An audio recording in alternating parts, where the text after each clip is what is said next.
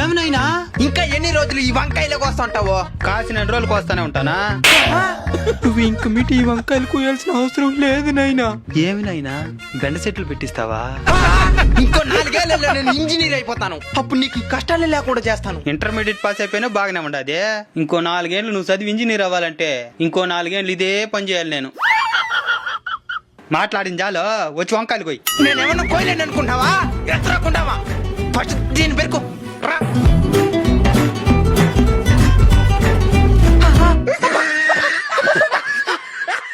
ఏమన్నా నేను ఇంత దుర్దగా ఉన్నదా?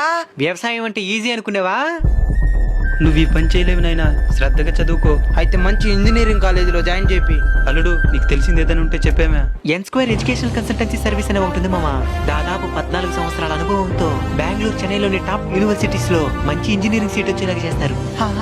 ఇంటర్మీడియట్ లో మనోడికి వచ్చిన మెరిట్ ఆధారంగా స్కాలర్షిప్లు కూడా వచ్చే విధంగా చేస్తారు. ఇంకా ఎంబీబీఎస్ అయితే మన దేశంలోనే కాదు, బయట దేశంలో కూడా మంచి మంచి యూనివర్సిటీలో సీట్ వచ్చేలాగా చేస్తారు. వాళ్ళు ఎట్టగలవాలే? స్క్రీన్ మీద వాళ్ళ నంబర్ డిస్ప్లే అవుతుంది. వెంటనే వాళ్ళకి కాల్ చేసి మీ చదువులకి తగిన చక్కని కాలేజీని ఎంచుకోండి.